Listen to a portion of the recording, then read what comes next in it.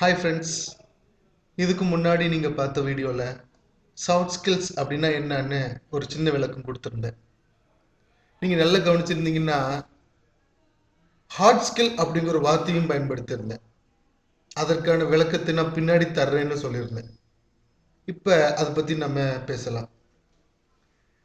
இப்போ soft skill அப்படின்னா என்னன்னு உங்களுக்கு ஒரு ஐடியா கிடைச்சிருக்கும். அதாவது மற்றவங்களுக்கு பிடிச்சிக்கிற மாதிரி நம்ம நடந்துக்கிறது, நம்மோடு வாழக்கூடிய சக மனிதர்கள் அவர்களுடைய மனநிலைமையை புரிந்து கொண்டு நம்மளுடைய செயல்பாடுகளை அதற்கு ஏற்றாற் போல மாற்றி அமைத்துக் கொள்ளுதல், இதான் சாஃப்ட் ஸ்கில். அப்போ உங்களுக்கு ஒரு கேள்வி வரும், இது என்ன சார், மற்றவங்களுக்காக தான் நான் வாழணுமா, எனக்குன்னு சுய வெறுப்பு எதுவும் கிடையாதா அப்படின்னு நீங்க கேள்வி கேட்டா அது ஒரு நியாயமான கேள்விதான். ஆனா ஒரு உண்மையை நம்ம புரிஞ்சுக்கணும், நம்ம வாழ்க்கைய பெரும்பான்மையான பகுதி நமக்காக வாழ்றது கிடையாது. இந்த சொசைட்டி என்ன நிர்பந்திக்குதோ அதுபடிதான் நம்ம வாழ்ந்துட்டு இருக்கிறோம். பேச்சுக்கு வேணா சொல்லிக்கலாம் நான் முடிவெடுக்கிறது தான், ஆனா நிறைய விஷயங்கள்ல நம்மால சுயமா முடிவெடுக்க முடியாது.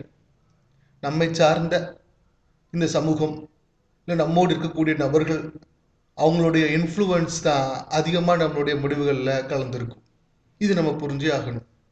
நம்ம போடக்கூடிய உடைகள், தேர்ந்தெடுத்து வாங்கக்கூடிய பொருட்கள், கட்டக்கூடிய வீடு, தேர்ந்தெடுக்கக்கூடிய பணி, இது எல்லாமே இந்த சொசைட்டியில் நமக்குன்னு ஒரு நல்ல அபிப்பிராயத்தை உருவாக்கணும் அப்படிங்கிறதுக்காக தான் நம்மளை நாமே செதுக்கி கொண்டு வாழ்கிறோம். இது புரியாம விதண்டாவாதம் பேசிக்கிட்டு இருந்தா நம்ம அந்த காலத்தில் வாழ்றோம்னு அர்த்தம். ஸோ இந்த சொசைட்டியை விட்டு நீங்கள் ஒதுங்கி இருக்க முடியாது. நம்ம என்ன சாமியாரா தனியாக இருக்கிறதுக்கு? ஒரு உண்மை என்னன்னா இன்னைக்கு சாமியார்களே தனியாக இருக்கிறது கிடையாது. அப்போ இந்த சமூகத்தை ஒத்து தான் நம்மளோட வாழ்க்கையை அமைத்துக் கொள்வது புத்திசாலித்தனம். இதை நம்ம புரிஞ்சுக்கணும். இப்போ நீங்கள் ஒரு சென்ட் பாட்டில் வாங்கினீங்கன்னா கூட அந்த அந்த சென்ட்டுடைய விலை 2000 ரூபாய் இருக்கும். இந்த 2000 ரூபாய் கொடுத்து நீங்கள் அந்த சென்ட் வாங்கினீங்கன்னா அது உங்களுக்காக வாங்கலை. நீங்கள் சமூகத்தில் போகும்போது ஒரு பேருந்துலையோ ஒரு ட்ரெயின்லையோ நீங்கள் பயணம் செய்யும்போது நீங்கள் அடித்திருக்கக்கூடிய அந்த வாசனை மற்றவங்களை கவர்ந்து அவர்கள் நம்மளிடம் வந்து நீங்கள் சென்ட் போட்டிருக்கீங்களே அதோடைய பேர் என்ன அப்படின்னு கேட்டோம்னா நமக்கு கிடைக்கக்கூடிய மகிழ்ச்சி இருக்கு பாருங்க, அதுதான். இப்போ நம்ம மற்றவங்களுக்காக தான் வாழ்கிறோம் அப்படிங்கிறதுக்கு இது ஒரு சின்ன ஒரு சான்று. இப்போ சாதாரண சைக்கிள் வாங்கி ஓட்டிட்டு போகலாம், ஆனால் நம்ம ஒரு என்னது ஒரு பெரிய அப்பாச்சி பைக்கு வாங்கிக்கிறோம், யமஹா பைக்கு வாங்கிக்கிறோம், ஒரு மாருதி 800ஓட போதும் நமக்கு. ஆனால் நம்ம இனோவா அப்படிங்கிற லெவலுக்கு பெரிய லெவலில் கார் வாங்கி போகிறோம். இதுக்கெல்லாம் காரணம் என்னம்னா சைக்கலாஜிக்கலி ஸ்பீக்கிங் இது சொசைட்டி லெவலில் ஒரு அந்தஸ்து நமக்கு வேணும் அப்படின்னு ஒரு எதிர்பார்ப்பு தான் இதற்கு காரணம். ஸோ இந்த சொசைட்டியோடு நம்மளுடைய வாழ்க்கையை அமைத்துக் கொள்வது புத்திசாலித்தனம். இப்போ அடுத்த தியரி என்னன்னா இந்த ஹார்ட் ஸ்கில் அப்படின்னு சொன்னேன். இப்போ இந்த ஹார்ட் ஸ்கில் அப்படிங்கிறப்ப நேற்று அந்த பூ ஸ்டோரியை வச்சு சொன்னேன். பூ கொடுக்கும்போது எப்படி கொடுக்கணும், அந்த பூ வாங்குறது ஒரு ஹார்ட் ஸ்கில், அது எப்படி கொடுக்கறது அப்படிங்கிறது சாஃப்ட் ஸ்கில் அப்படின்னு சொல்லணும். இது மாணவர்களுக்கு பொருத்தமாக சொல்லணும் அப்படின்னா அவங்களாம் கஷ்டப்பட்டு படிக்கிறாங்க. 10th 12th அதுக்கப்புறம் காலேஜில் வந்து நிறைய ஆசிரியர்களை பார்த்து நிறைய பாடங்களை படித்து நிறைய தேர்வுகளை எழுதி ஒரு பெரிய போராட்டத்துக்கு அப்புறம் ஒரு 4-5 வருஷம் 10th இருந்து டிகிரி முடிக்கிற வரைக்கும் 4-5-6 வருஷம் வரைக்கும் போராடி ஒரு டிகிரி வாங்குறாங்க. அதுக்கு பேர் என்ன? பட்டதாரி. பட்டதாரிங்கிற பட்டம் வாங்குறது வந்து ஹார்ட் ஸ்கில் அப்படின்னு நம்ம புரிஞ்சுக்கலாம்.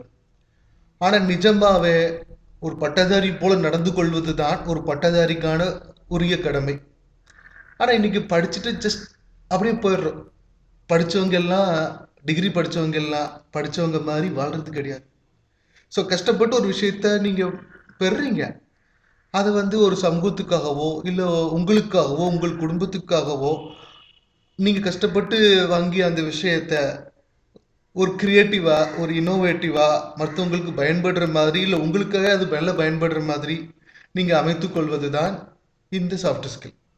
ஸோ கஷ்டப்பட்டு படிக்கிறதுங்கிறது ஹார்ட் ஸ்கில். அந்த அந்த படிப்பை புத்திசாலித்தனமாக நீங்கள் வாழ்க்கையில் அப்ளை பண்ணுறது சாஃப்ட் ஸ்கில். சரி, இப்போ இந்த சாஃப்ட் ஸ்கில்ஸை பற்றி இன்னும் சின்ன சின்ன விளக்கங்கள் மூலமாக உங்களுக்கு இன்னும் நல்லா புரிய வைக்கணும்னு நான் நினைக்கிறேன். ஒரு தமிழ் படம், அதில் ஹீரோ வந்து அந்த ஊருக்கு ஒரு பெரிய மனிதர், ஒரு பஞ்சாயத்து தலைவர். அவருக்கு ஒரு பையன், ஆனால் அந்த பையன் கூட பேச்சுவார்த்தை கிடையாது. அந்த பையனுக்கு பிறக்கக்கூடிய ஒரு குழந்தை, ஆண் பையன். அப்போ அவருக்கு பெரியவருக்கு பேரமுறை.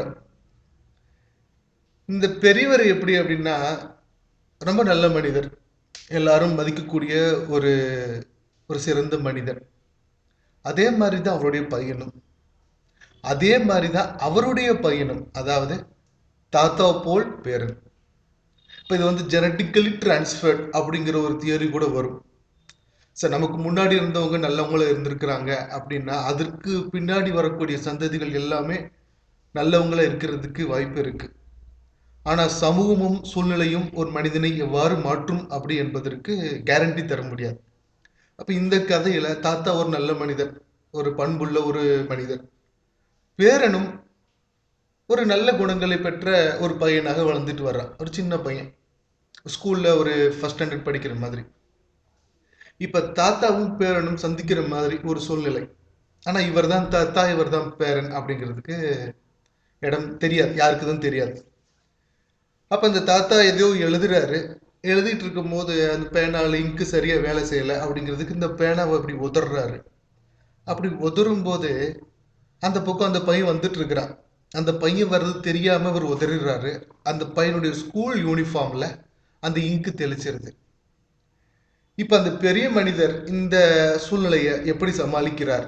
இதே இடத்துல நம்ம இருந்திருந்தா, சின்ன பையன் தானே, படாப்பா அப்படின்னு சொல்லுவோம். ஆனா அந்த பெரிய மனிதர் ஒரு படி இறங்கி வந்து, தம்பி தெரியாம தெளிச்சிட்டேன்ப்பா, மன்னிச்சிரு. ஆனா இந்த சின்ன பையன் அது எப்படி சமாளிக்கிறான் அந்த சூழ்நிலைய? அதே இடத்துல இப்ப இருக்கக்கூடிய குழந்தைகள் எப்படி பேசும் அப்படிங்கிறதுக்கு நம்ம சொல்லவே முடியாது. ஏன்னா அந்த அளவுக்கு ரொம்ப 4G 3G அதெல்லாம் தாண்டி 5G லெவல்ல இன்னைக்கு குழந்தைகள் ரொம்ப ஸ்பீடா வளர்ந்துட்டு இருக்கிறாங்க. ஸோ இன்னைக்கு இருக்கக்கூடிய அந்த குழந்தைகள் எப்படி அந்த சுச்சுவேஷன் டீல் பண்ணுவாங்கன்னா கொஞ்சம் வேற மாதிரி தான் டீல் பண்ணுவாங்க. ஆனா அந்த பையன், பரவாயில்ல சார், யாராவது வேணுமுன்னே தெளிப்பாங்களா அப்படின்னு சொல்லுவான். இது ஒரு அழகான ஒரு எக்ஸாம்பிள். இப்படி அந்த பெரிய மனிதர் தன்னுடைய இடத்திலிருந்து இறங்கி வந்து, அதாவது நான் ஊருக்கு ஒரு நாட்டாமை அப்படிங்கிற அந்த பதவி திமிர் இல்லாமல் ஒரு சிறுவனிடம் மன்னிப்பு கேட்கக்கூடிய குணமுடைய ஒரு பெரிய மனிதர். அப்புறம் அந்த சின்ன பையனா இருந்தாலும் பெரிய பணத்தோட இவர் தெரியாமல் செய்திருக்கிறார் என்பதை புரிந்து கொண்டு, பரவாயில்ல சார், யாராவது வேணுமுனே தெளிப்பாங்களான்னு சொல்லக்கூடிய பண்பு, இதுதான் சாஃப்ட் ஸ்கில். இப்படி இருந்தா நம்ம சுத்தி இருக்கவங்களுக்கு நம்ம மேல என்ன எண்ணங்கள் வரும்? நல்ல அபிப்பிராயங்கள் அல்லவா வரும். இதைத்தான் நாங்கள் சாஃப்ட் ஸ்கில்ஸ் அப்படின்னு சொல்கிறோம்.